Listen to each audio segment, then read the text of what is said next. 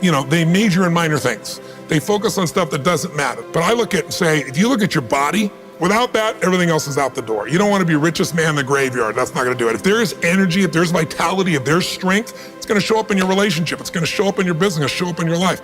That's an area you got to master. You can't dabble. It's too important. Emotions are everything. Your primary emotions are pissed off and frustrated, then your life's pissed off and frustrated. It doesn't matter if you got $1 billion or 1 million people loving you, your life is not great. Your career or your business and the mastery of that instead of dabbling. Most businesses are dabblers. That's why they don't make it. 96%, any 10-year period of time, 4% make it. That doesn't even mean they're profitable. And it does not mean they're enjoying themselves, all right? Or they're getting anybody else to feel good. Really mastering money so that it's not a question in your life. You can do and be and give and share as much as you want. You're not stressed about it. You live in a place of abundance. And then spiritually, really, I think, now, I don't tell people what to believe spiritually, but I believe that ultimately, whatever you believe, you got to live it, and it should lead to growing and giving. If you're growing, you feel alive. If you're giving, you feel 10 times more alive. And learning how to change your state, not bullshit, not fake, but to go from pissed off, frustrated, freaked out, to back in your center, or creative, or determined, or something that's going to move you forward. It's going to create a better quality of life for you and others. That's a critical skill set.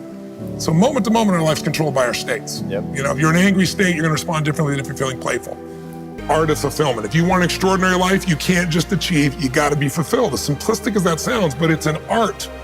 It's not a science. Sure. It's a science to making money, come on. Any age, any color, any background, any gender, if you do these things, you'll have an abundance of money. You do these things, you're going to have too much month at the end of the money. You're going to have financial stress, right? Body.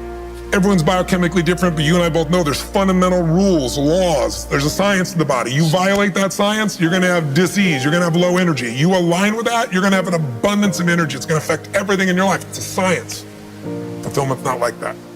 So most people think, well, I wanna get that because they've been modeling somebody else, and that might work on how to achieve something. It'll never work for what to fulfill you. How many lives are controlled by one force? Decisions.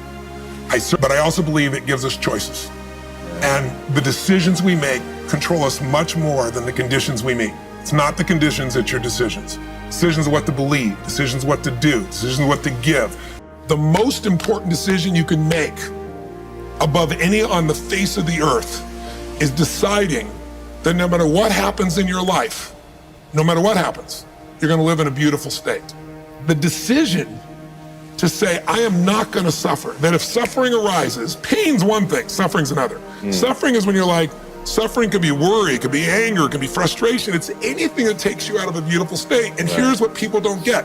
You can end suffering by stop focusing on yourself and focus on something you wanna serve greater than yourself. Your children, your wife, your mission, your life.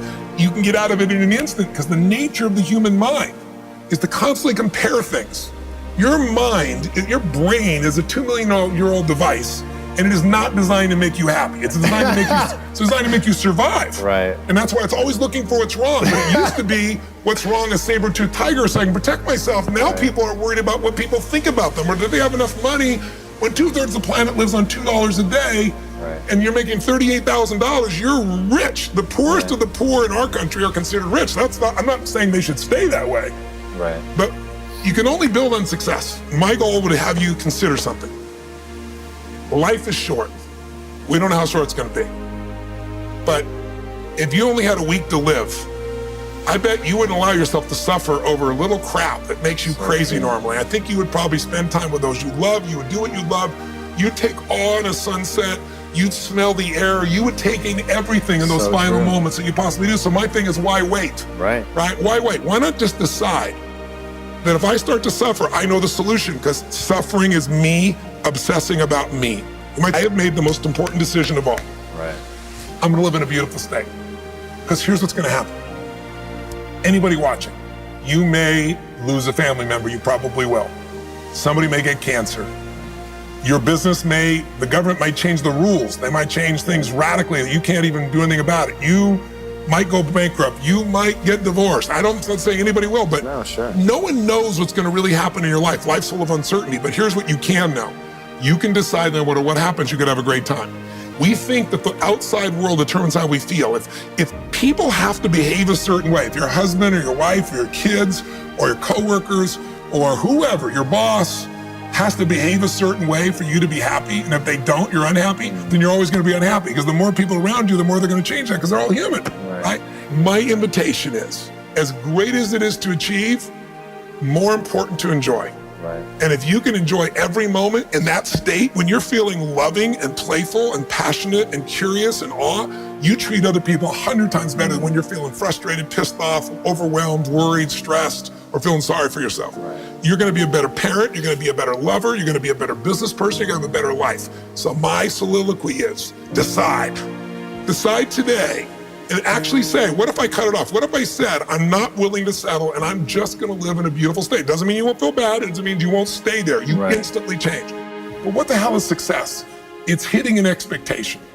And I always tell people, man, trade your expectations for appreciation, and it's a whole new world instantly. If you can appreciate this moment, if you can't find ecstasy in this moment, in a conversation with a friend and looking in your wife's eyes, being with your children, going on a run, if you can't find ecstasy now, I'm here to tell you, more money, more people, more love, more business, more anything is not going to give you more ecstasy. If you can't do it here now, you're not going to do it there when you got more. So why not do it now and have a rich life right now? I tell people, money, that's one thing. Like having financial abundance, there's skills, that's a science. But wealth, it's a decision. It's like you can be wealthy right now. I live in Fiji a good portion of the time. There are these villagers there. They're the richest people I know. They're happy, they laugh, they love, they don't give a damn about the economics. Other people say they're poor.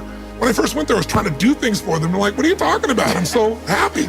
Wealthy people come over from the United States and they go travel around and try to figure out what to do, and they're gonna spend 9 years to do this and this and this so they can finally sit down and be happy. And the Fijian guy goes, why don't you sit on the beach right now, dude, and experience it? Why spend the 9 years?